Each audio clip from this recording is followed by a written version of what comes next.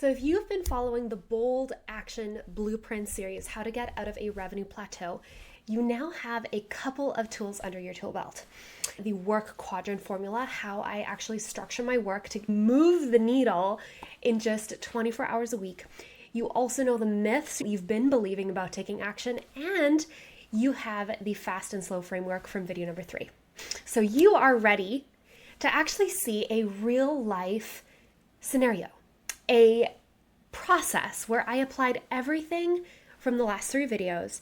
It's like a case study, but it just kind of happened. So you're going to get to hear that story today. This is exactly the way that I went from a failed webinar to a 10K weekend to going on a trip that completely changed how I see entrepreneurship. So the reason I made this video is because you're probably thinking at this point, Ina, things go wrong. I am about to do a webinar and nobody has signed up. Or maybe you have a lot of people signed up for your last webinar, but nobody bought. You know, if you've been in entrepreneurship for about a year or so, that entrepreneurship has a roller coaster of its own. It has a mind of its own, and we cannot always control the results. So that is why I'm going to tell you the story of a failed launch and how one mindset shift actually switched it into a revenue breakthrough. It was May 13th, just a few months ago, by the time this video is being published. I had just hopped off of Zoom. I had my most successful, most registered for workshop. And I thought to myself, this is basically guaranteed that I'm going to make X number of sales. I know my numbers. I know my conversion rates from previous webinars. But what I didn't realize is that this was the moment that I would be tested, in my word of the year, faith, that I would be tested in my mindset. A week and a half went by. My open cart period ended. I wake up Saturday morning just thinking, what am I even doing? I felt so pathetic, thinking, who am I to do this webinar? I prepped for it for 2 months. I got the highest number of registered and nobody bought. Who am I to continue doing this? I told my husband this and he said, okay, you have 2 choices. You can quit or you can continue. Just like when I almost quit the cello when I was 13 years old, my mom told me, okay, you have 2 choices. You can quit or you can continue. And what I realized is if I quit, I wouldn't have a purpose because really the process is the point. And who I'm becoming in this process matters 10 times more to me than the result itself. So I told my husband, okay, I'm going to keep going here. He told me the number one thing that helped him when he was in sport. He told his story of how he was last in the pack. In biathlon, he started when he was 16, when most start when they're 6 years old. And he said, focus on what you can do and leave the results up to God. I decided, okay, that is what I need to do to continue this word of the year being faith. And this was where the mindset shift really started happening. I started focusing on the game instead of the scoreboard. So think about it like this. Imagine you're an athlete who is playing a team sport. Maybe it's football. Imagine you're watching a team sport. What if each player's eyes were glued to the scoreboard and they were trying to play thinking that by watching it was going to go up? It would probably not be one of the biggest money-making sports in the USA, let alone one of the most enjoyed sports. They are focused on playing the game. And that's what I decided to do. I took frameworks from the slow category in my previous video because I realized, okay, my fast ideas are not getting results yet. It must be a slow category. So if you haven't watched that video, definitely go back, watch video number 3, come back to this one. I started just getting into this rhythm of continuing my routine, continuing building the building blocks to build this business. And what ended up happening is building a foundation for $1 million idea.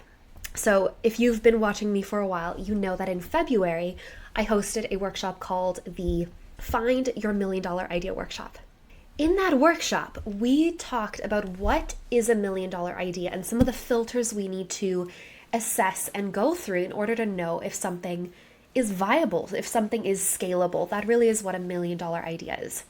And most importantly, we need to know if it's connected to our genius zone and will fulfill the values of our business. So I had this moment It was a Friday morning, 18 minutes before my son, my 2-year-old, would wake up. I was thinking about the upcoming trip to New York City. We actually just came back last week as I'm filming this, but it was end of May after this failed launch, and I was thinking about the upcoming trip, and I realized one of my potential clients, somebody who's been wanting to work with me since January, she lives 40 minutes outside the city. And then I realized I have another client who lives another 40 minutes the another direction out of the city. And I made this list of everybody who lived in the area. And I decided I was going to reach out to all of them and send voice messages right then and there to host a VIP day for them. This is a one-on-one experience. You're actually going to hear the woman that I ended up doing a VIP day with. Her interview is going to come out very, very soon here.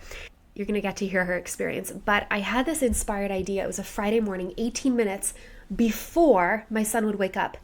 That is what you call seeing an opportunity. Now, it's also one of those things that if I were to just write it down on a to-do list, cortisol would enter the equation.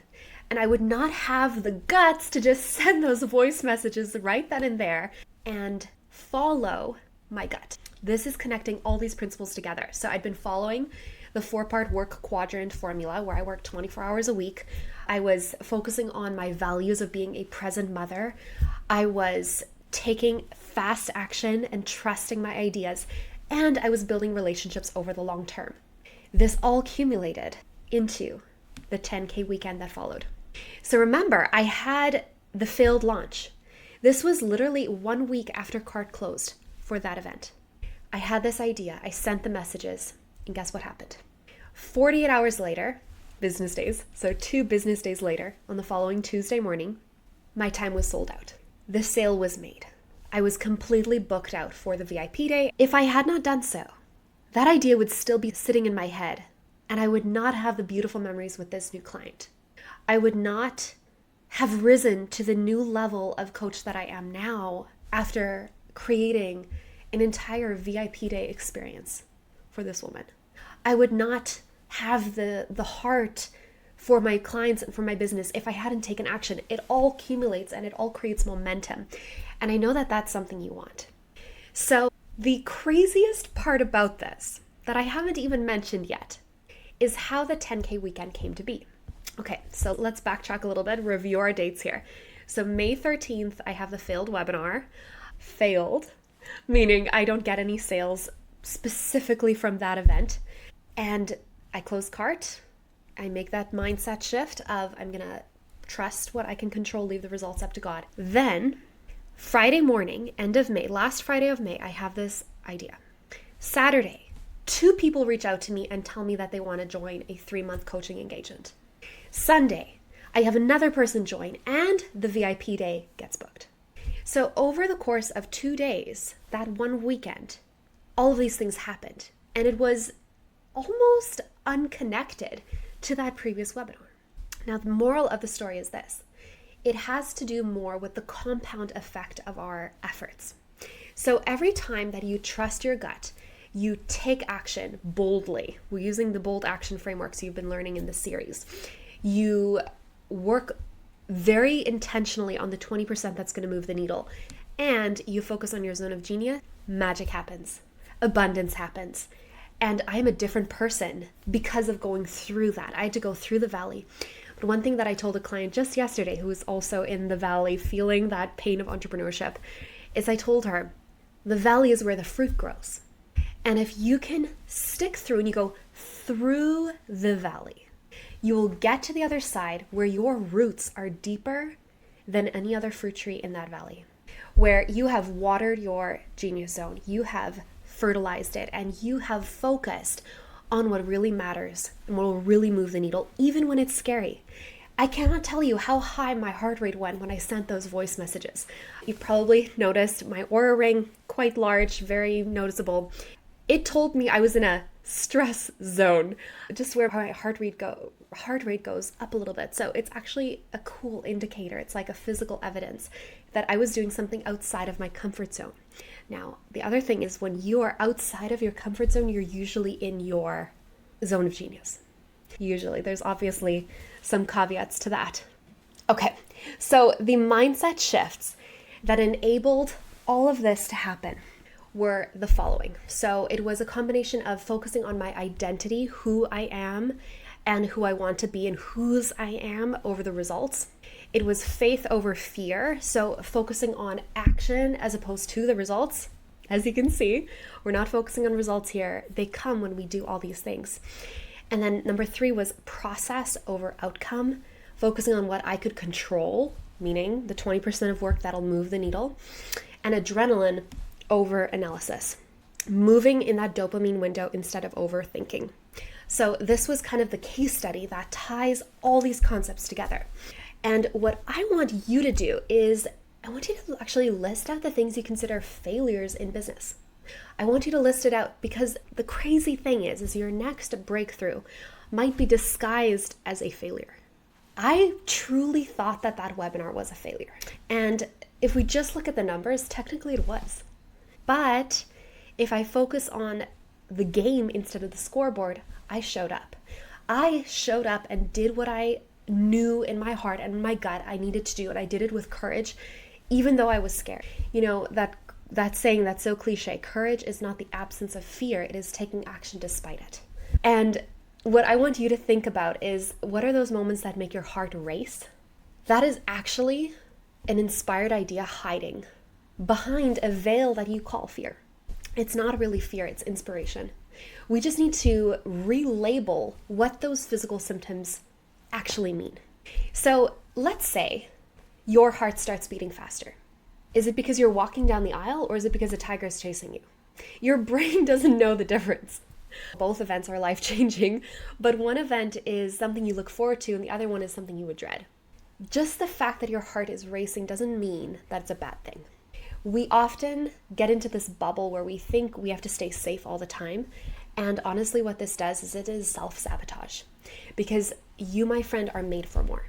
You are made for a purpose, and there's a psychology behind where you are staying stuck, where you don't need to be stuck anymore. So what I want you to do right now, I'm actually going to make an announcement I wasn't planning on making until August 1st. This video is going out July 28th. Now, if you're watching this much in the future, still click on the link in the description box / the show notes, because this is probably going to be a recurring event. I'm going to be announcing something I've been working on for a while. This is one of those things that is part of the slow work quadrant, the slow productivity. And it is called the Dream Catalyst Challenge.